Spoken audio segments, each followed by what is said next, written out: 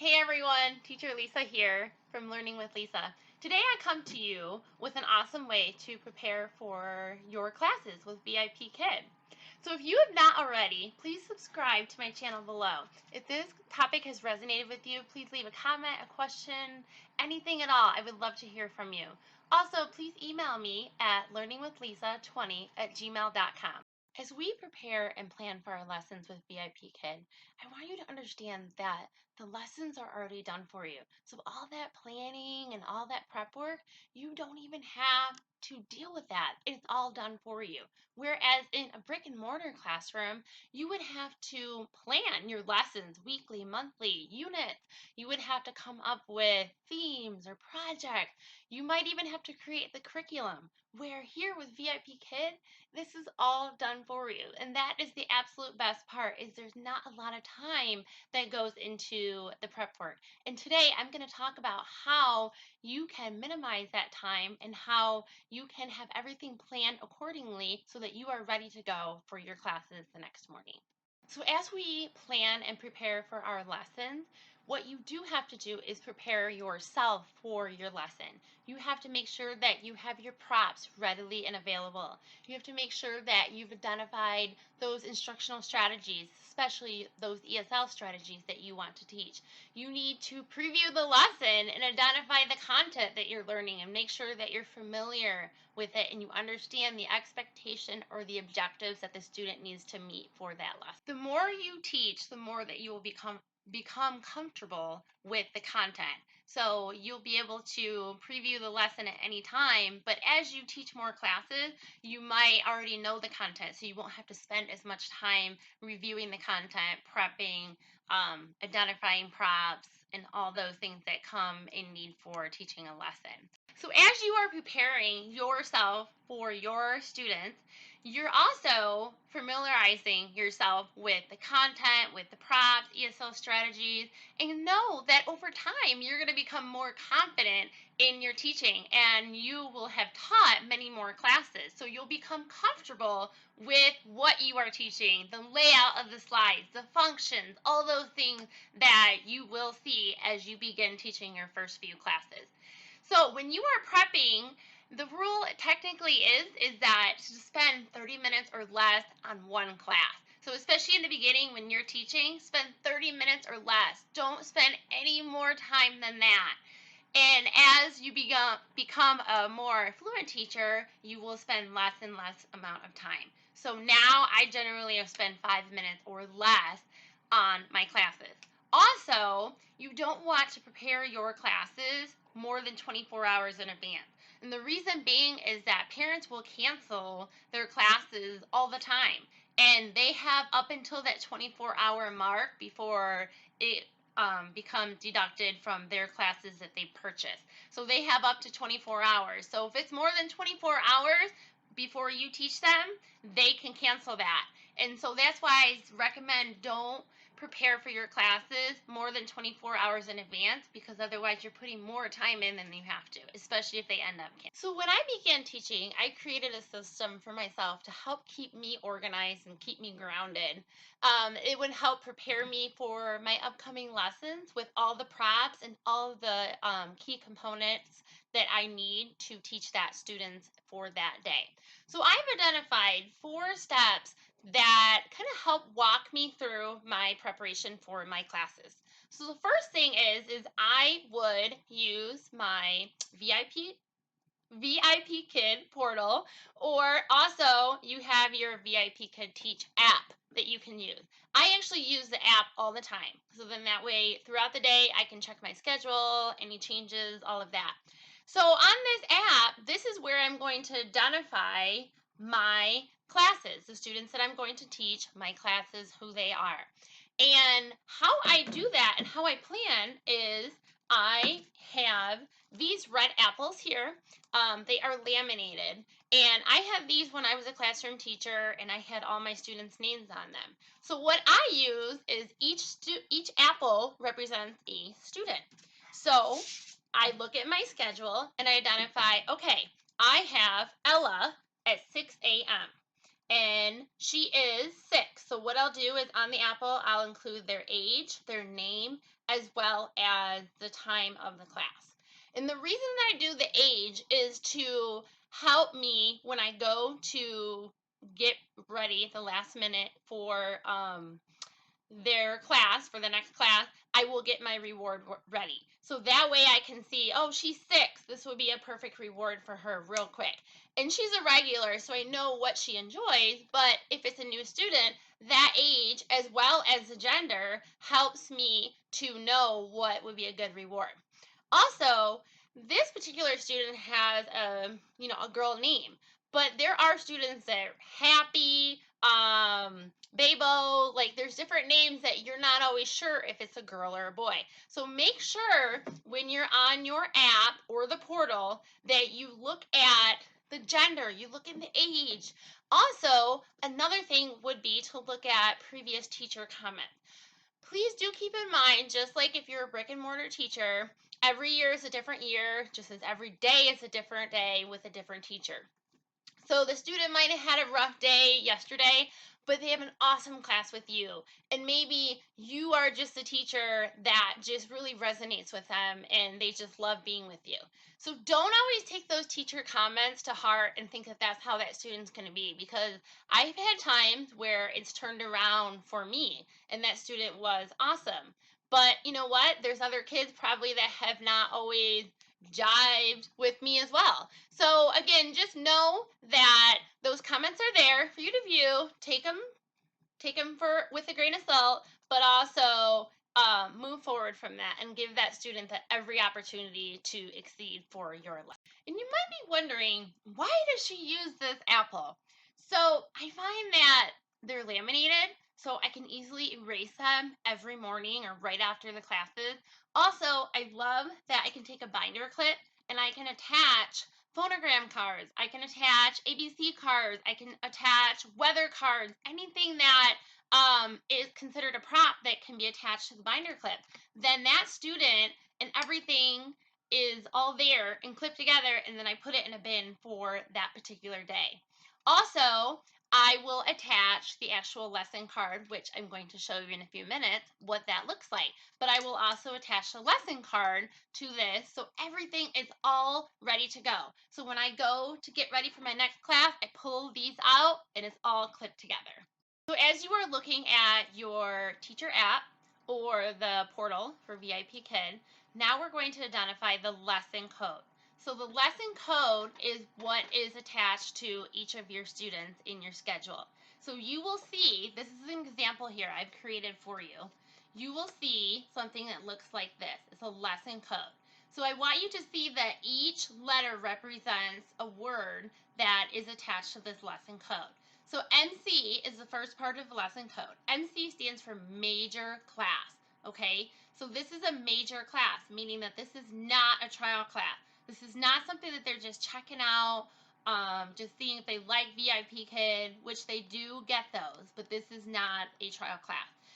A major class is where parents actually pay for these courses. Then we have L2. L2 stands for level. So in this particular case, this is going to be a level 2 child. So we start from pre-VIPKID, which is a level 1, it goes level 2 and all the way up to level 6. So this particular child is a level 2. Next you have U10 in this particular example. So U10 represents unit. So unit 10. So this is the 10th unit within a level, and there are 12 units in each level. So this is definitely the end of the unit, towards the end. Then we have LC. LC represents the learning cycle. This, in this case, for this child, this is learning cycle number 1. So this is the very beginning of that unit. So each unit has 2 learning cycles. So this is the very beginning of the first learning cycle. And so it goes from 1 to 6. Once you hit 6, then the child is giving a mid-assessment. And then they will continue for 7 through 12. And then they will take that final assessment. So lastly is the number. So in this case, the 2 represents the lesson. So this is the lesson number within the unit. So know that there are 2 learning cycles, 1 and 2. So learning cycle number 1 is going to go 1 through 6, and then 7 through 12 is going to be learning cycle number 2. So there are 12 units within a level.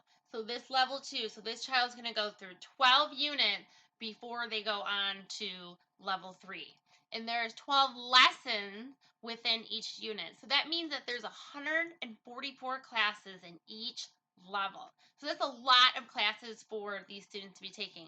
And some students will get through them very quickly because they take VIPKID classes every day, where some don't because they don't take many classes within a month. So it just varies based on how often the student is attending class. Now that I'm familiar with the lesson code and the lesson code for that particular student, when I go to plan, I will choose a color-coded card. So for level 2, I have chose my color cards to be pink. So here you can see I have all the lessons laid out for each lesson code. So that way, when I go look at my schedule, I can say, okay, this child is this lesson code. I'm going to pull that card, and then I'm going to attach it to their time and their name and their age. So again, I think it's a great way to organize all of your prepping, and so that way you can just go pull it each time, and you don't have to reinvent the wheel. So I just purchased colored cards actually at Walmart. You can purchase them anywhere, and these are awesome because you can hole punch them, and then you can clip them right to a binder ring. So now that I have looked at the portal or the teacher app, I've looked at my schedule, I've looked at my students, identified their ages, and all the important information that I need. Then I looked at the lesson code of what level they're at, what I'm going to be teaching. Now is the time to actually look at the slide and review the slides. So if you have not taught that lesson, then you definitely want to preview through the slide. You want to look at each slide. You want to identify the props. You want to determine any teaching strategies that you need to have in order to teach that child in that lesson. Also, at the left side of the screen, they used to be at the bottom, but the left side of the screen, if you click up in the top, you will see that they have teaching tips. So those are tips that you could use to teach as well. So I think more over time, as you familiarize yourself with the content and you've taught the lessons and you'll teach them again, you won't need to look at those tips. You'll have had those all in here and it just becomes second nature.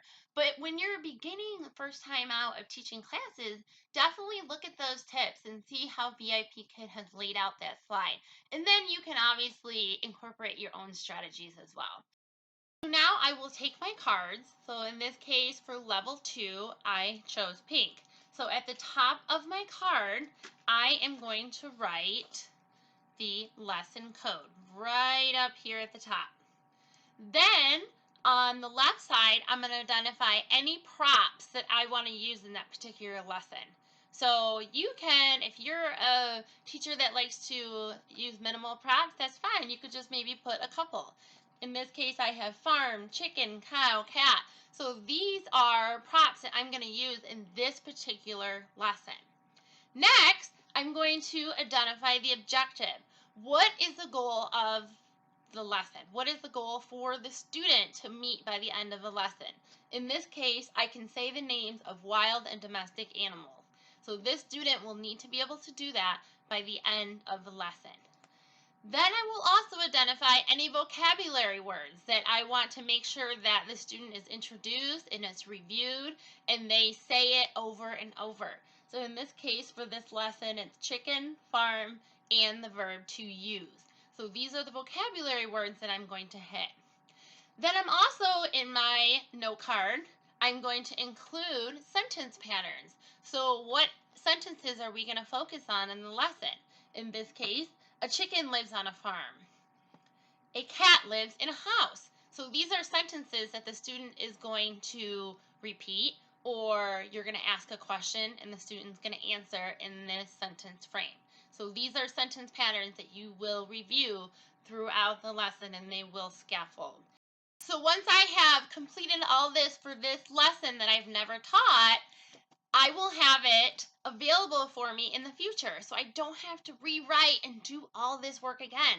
I can literally go to the lesson, pull it up, take it out, clip it to my student and any other props that I need, like phonogram cards, ABC cards, and then I can put it in my bin for the next day, all ready.